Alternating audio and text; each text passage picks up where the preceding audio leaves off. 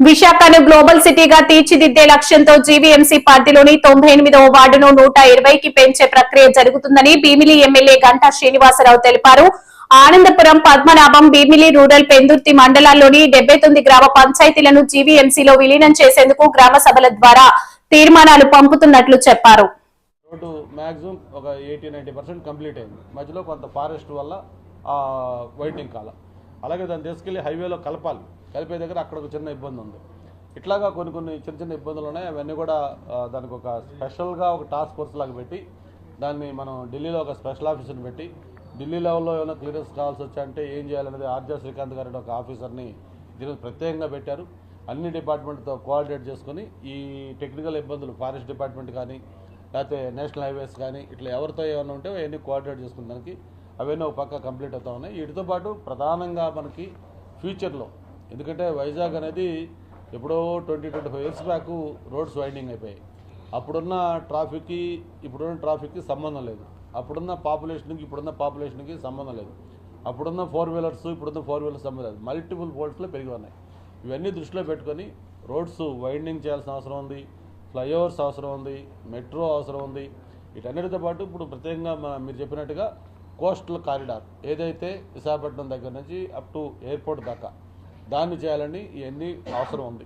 వీటి మీద ప్రభుత్వం ప్రత్యేకంగా దృష్టి పెట్టి ఇవన్నీ కూడా ఎంత స్పీడ్గా కంప్లీట్ చేస్తే అంత త్వరగా ఈ ట్రాఫిక్ సమస్యలు కూడా తీరుతాయి. మీరు హైదరాబాద్ శంషాబాద్ ఎయిర్పోర్ట్ వచ్చినప్పుడు కూడా స్టార్టింగ్లో ఇలా కొన్ని ఇబ్బందులు వచ్చాయి. ఆ తర్వాత కొద్ది సంవత్సరాలకి పివి నరసింహారావు ఎలివేటెడ్ కారిడార్ వచ్చింది, ఓఆర్ఆర్ వచ్చింది.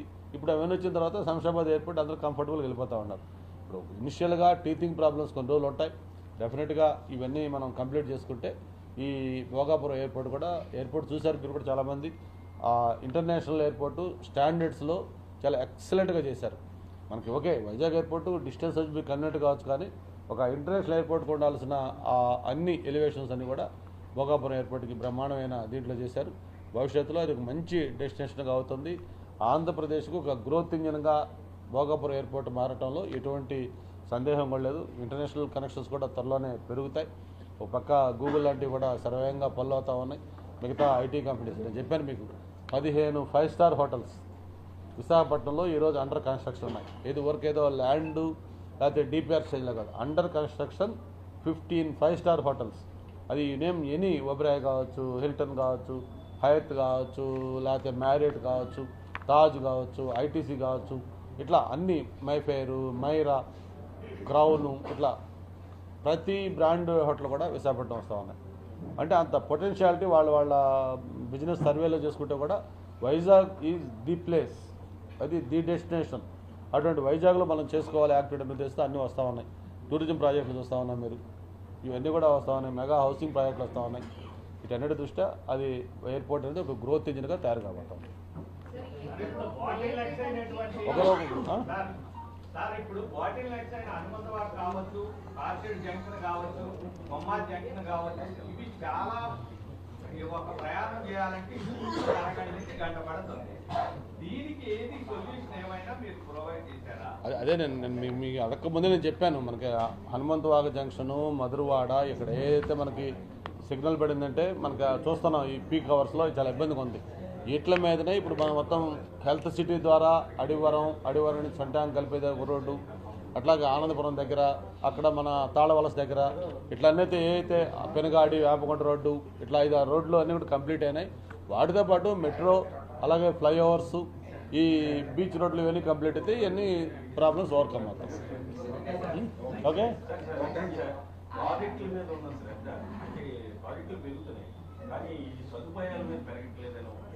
ఎట్లా ఏ సదుపాయం పెరగలేదు?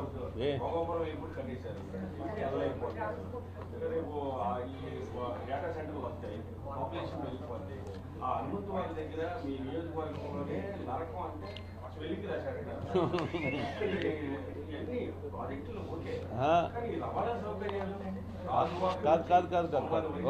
ఓకే. ఏదైతే వాటర్ ఉంది పోలవరం నుంచి తెస్తామంటున్నారు, ఎక్కడ పెడతారు? దానికి ప్రతిపాదనలు లేవు, మిగిలేదు.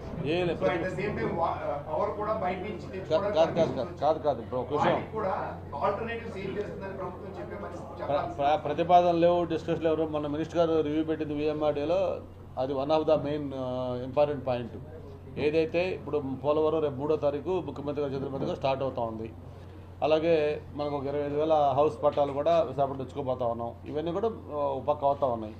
మరి మీరు అన్నట్టు వాటర్ తెస్తే ఎక్కడ పెట్టుకోవాలి? ఇప్పుడున్న ఏలూరు కెనాల్ కెపాసిటీ చాలదు, తెస్తారు. తెచ్చిన తర్వాత వాటర్ ఏం చేస్తారు? డైరెక్ట్గా ఇవ్వలేం కదా, స్టోరేజ్ కావాలి, రిజర్వాయర్లు కావాలి. దీని మీద స్పెసిఫిక్గా యాక్షన్ ప్లాన్ వస్తే మన మినిస్టర్ గారు వచ్చింది, మాట్లాడింది. మొత్తం ఎన్ని టీఎంసీల వాటర్ వస్తుంది, ఎంత స్టోరేజ్ కెపాసిటీ కావాలి, ఉన్న ఇప్పుడు ముడసలోనే చేస్తే అప్గ్రేడ్ చేస్తే ఎంతవరకు అవుద్ది, లేకపోతే మేఘాద్రి గడ్డ ఏం చేయొచ్చు, లేకపోతే ఇప్పుడు మాకు కొన్ని వేరే ఉన్నాయి, శంభువానిపాలెం, కొండకర్లావా, ఇట్లా కొన్ని రిజర్వాయర్లు ఉన్నాయి, అవన్నీ చేస్తే ఎంత అవుద్ది, లేదు న్యూ రిజర్వాయర్లు మెయింటైన్ చేయాలంటే ఎంత కావాలి, దానికి ఎంత ల్యాండ్ కావాలి, ఎన్ని రోజులు పడుతుంది, ఇవన్నీ కూడా రివ్యూ చేయడానికి మన మినిస్టర్ గారు వచ్చారు. దాని మీదే మాట్లాడారు. మీరు ఇక్కడ కూర్చొని మీరు ఏం మాట్లాడుకోవట్లేదు, ఎట్లా ఎన్ని మాట్లాడుతున్నారు జరుగుతూ ఉన్నారు. చెప్పాల్సిన అవసరం ఉంది. రైట్. అందుకే డేటా సెంటర్లకు సంబంధించి అవసరమైన మౌలిక వస్తువుల గురించి జిల్లా నాయకులు కానీ జిల్లా అధికారులు కానీ ఎక్కడ ఒక ముక్క చెప్పండి. అధికారుల దగ్గర ఏ సమాచారం లేదు.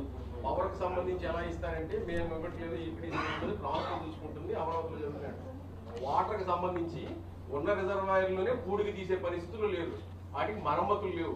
రేపేమో పోలవరం నీళ్ళు వచ్చేస్తుంది, ఎక్కడ పెట్టుకుంటారు? మీకు ఆంధ్రప్రదేశ్లో మీ నియోజకవర్గంలోనే గత 6 నెలల నుంచి ఇంటికి కనెక్షన్ కూడా ఇవ్వట్లేదు. వాటర్ కనెక్షన్ జీఎంసీ వాళ్ళు ఇంటికే వాటర్ ఇవ్వలేని పరిస్థితిలో డేటా సెంటర్లకి మేము వాటర్ ఇచ్చేస్తాము, గిగావాట్లు ఇచ్చేస్తాము, ఎడంగాలం అసలు ఎవరు మాట్లాడలేదు. సమాధానం చెప్పండి. జిల్లాధికారులు కాదు. ఒక నిమిషం. ఇప్పుడు మీరందరూ మీడియాలో యాక్టివ్ ఉన్నోళ్ళే కదా. ఈ 2 సంవత్సరాల్లో ఎన్ని మెగావాట్ల పవర్, గ్రీన్ కానీ లేకపోతే సోలార్ కానీ లేకపోతే మన ఏమంటారు కంప్రెషన్ స్టోరేజ్ చేసి కానీ మొత్తం ఎన్ని వేల మెగావాట్లకి అయింది? మొత్తం ఎన్ని వేల వర్క్లు జరుగుతున్నాయి చెప్పండి మీరు. రాయలసీమలో చాలా ఏముంది మీరు ఎంఓఎల్ కాదు, వర్క్స్ ఆన్గోయింగ్ వర్క్స్, ఎంఓఎల్తో ఆగలేదు. మీరు అదే నేను చెప్పేది 90,000 మెగావాట్లు మొత్తం. ఈ గిగావాట్లు కాదు, ఇంక 2 గిగావాట్లు అనేది ఇబ్బంది లేదు. మొత్తం అంత రాయలసీమ పెడతారు. రాయలసీమ పెడితే అక్కడ ట్రాన్స్మిషనే కదా. అలాగే అవన్నీ సైమల్టేనియస్గా అవుతాయి. తర్వాత వాటర్ అన్నారు, మీరు చెప్పిన వాటర్ డెఫినెట్గా ఇష్యూ. మనకి స్టోరేజ్ కావాలి 100%. దాని మీద మనం నారాయణ గారు వచ్చింది స్పెసిఫిక్గా దాని మీద మెయిన్ ఫోకస్. ఏదైతే మనకు పోలవరం వచ్చినా ఇంకోటి వచ్చినా లేకపోతే అన్నిటికీ వాటర్ రిక్వైర్మెంట్ ఉంది. ఇప్పుడు సమ్మర్ పీక్ మనం ఇబ్బంది పడుతున్నాం వాటర్. ఈ వాటర్కి సంబంధించి ఒక స్పెషల్ కంటింజెన్సీ ప్లాన్ చేయాలి.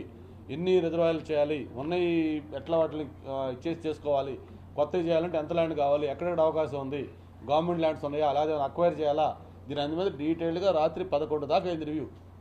అవన్నీ ప్రభుత్వం మీరు చెప్పిన ఇష్యూస్ కొన్ని ఉన్నాయి, వాటి అన్నిటి మీద ఆలోచిస్తున్నాం. ఇంకా ఎన్ని గిగావాట్స్ డేటా సెంటర్లకి ఇస్తారు సార్ వైజాగ్లో?